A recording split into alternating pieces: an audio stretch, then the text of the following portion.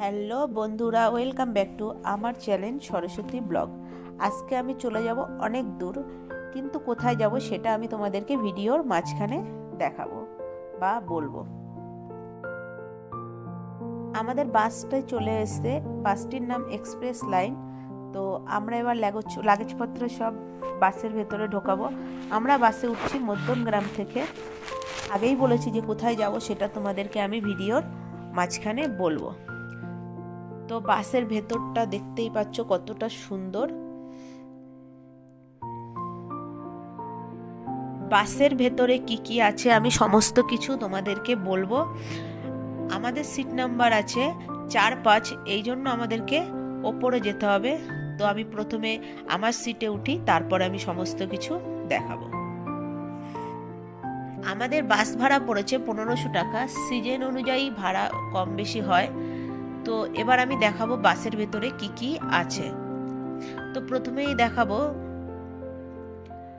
চার্জের জন্য 2টো পয়েন্ট আছে, আর ফোন রাখার জায়গা আছে, আর এখানে একটা এমার্জেন্সি হাতুড়ি রাখা আছে কোনো প্রবলেম হলে কাজ ভেঙে বেরানোর জন্য।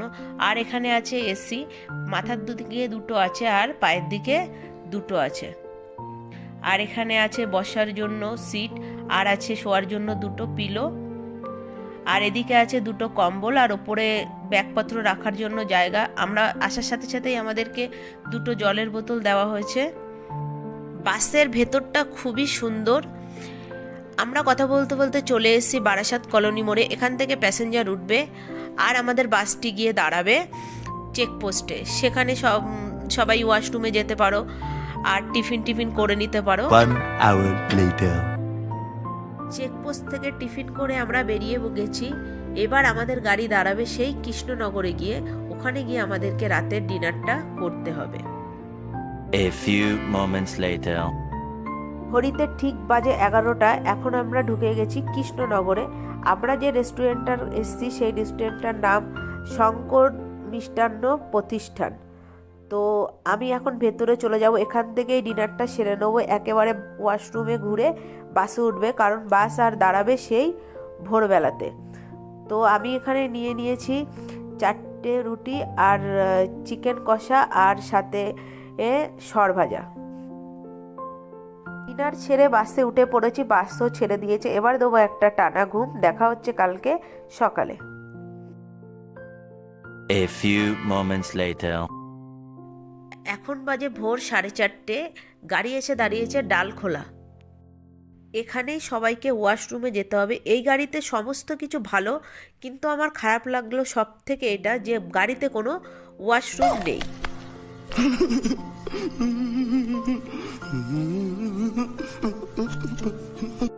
যাই হোক, গাড়ির এমনিতে সমস্ত কিছু খুবই ভালো, আমার ভীষণ ভালো লেগেছে।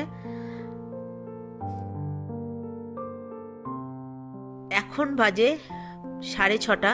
তো তোমরা দেখতেই পাচ্ছ কুয়াশার মধ্যে দিয়ে সূর্যি মামা উঁকি মারছে। তো আমরা চলে এসেছি এখন শিলিগুড়িতে। তো তোমাদেরকে দেখাবো কত সুন্দর চাপাতা গাছ। তো তোমরা দেখতেই পাচ্ছ। হ্যাঁ, আমি তোমাদেরকে আগে বলিনি যে কোথায় আসছি। তো আমি এখন এসেছি শিলিগুড়িতে। এখান থেকে কোথায় যাব সেটা পরের ভিডিওতে দেখাবো।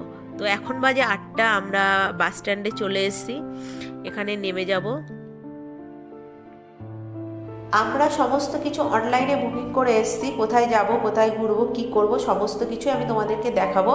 তো তোমরা যারা বুকিং করে না আসবে তারা শিলিগুড়ি বাস স্ট্যান্ডে এসে এই জায়গায় যোগাযোগ করতে পারো।